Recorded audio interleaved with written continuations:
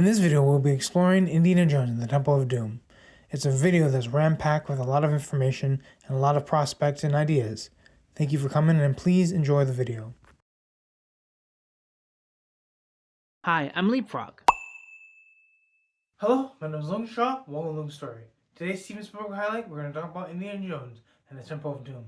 Thank you for coming, and let's get started. You enter a drastic situation. What do? You enter a more passive situation. What do? You enter a complicated situation. What do? The first thing you do, well, on account of yourself, is to freak out, right? But in this movie, Indiana Jones is tasked with, well, saving children from a cult temple. Because of that, he seems to be overreaching the step that is the dangers of, well, saving kids from a cult reaching. And because of that, there seems to be something grounded down, compacted, that seems to be more over than what we could possibly imagine from said danger zone. And that danger zone seems to be something that can manipulate and coerce more than ever. But Indiana Jones and the Temple of Doom, it's in the name, Temple of Doom. So when you enter that temple, there's no other way out. Or is there?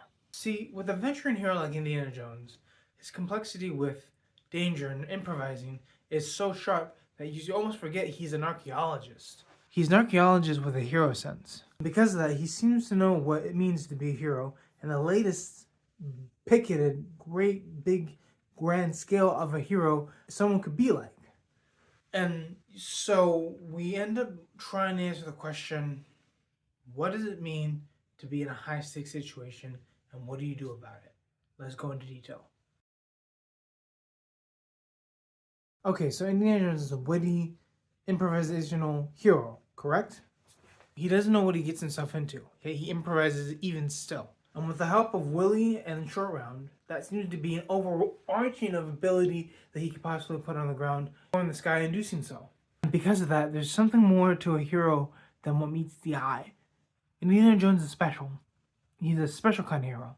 He's a hero that, from the serials to actually the date of filming, ends up being something miraculous. A match made in heaven due to his adversaries, Nazis and Russians. A combative usage of what we can see in the movie.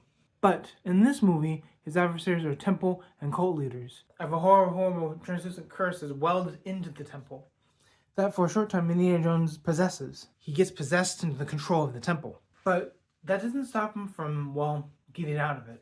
And how does he get out of it? Short Round. Short Round helps him get out of it by simply placing fire on his belly. And he gets out of it just like that.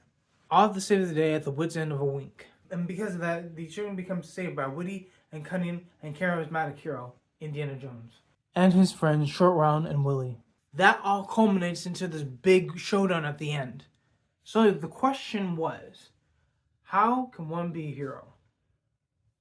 And what do you do to be an adversary towards the things that are ending up going against what's good? Well, here's the thing. If you're a hero, and you end up seeing yourself as a hero, there's a lot of responsibilities to what comes to be. There's some times where you have to be witty and improvise. A lot of the time, that ends up being what Indiana Jones does. His specialty. Improvising in the sake of danger. Improvising in the sake of adversaries. But what does this mean for you and I? What does it mean for you and I? Well, application, of course. So, there's a big notice of realms in terms of what you can do to be a possible, well, great hero. And you may not want to be the hero, but being a hero means so many different things. Being a hero means stepping onto a plate of, well, magistrate and, well, complications. And being a hero could mean losing the sense of what was, sacrificing what is. And while Indiana Jones is a hero in terms of what he puts himself through, he ends up saving because it's just unexpected reasons. And because it's so unexpected, his heroism goes up a level because it's not what he expected. It's not what the audience expected. So when you step into unexpected trouble, how do you cope with it? Do you fight against it? Do you just go with it? Or do you meet ends and have a conversation? There's something great about being in the scope of danger and knowing what to do when in that scope. But how do you deal with it? How do you deal with something that's so ingrained in us as danger? Well, here's the thing. A lot of the times when wit and charm comes into play, that seems to be something that overlays danger and smooths and brings it out like kind of like a wave. But coercing to danger is not something you should do. Running away from it is not something that you should do. So what should you do? Well, to close out, maybe look at danger as an opportunity to step in the fire and realize that it's not so bad after all. And you can fight it, and you can get through it, no matter what. Thank you for coming to the application, and let's continue forward. Thank you for coming to LogansStory. Thank you for coming to Steven Spielberg Highlight. There are more highlights in the future, so keep an eye out for those. Also, the mission is 1,000 subscribers. You guys can help me get there by hitting the share, like, and subscribe button right on the screen. Also, by hitting that bell. And leave a comment if you can too. Thank you again, and peace.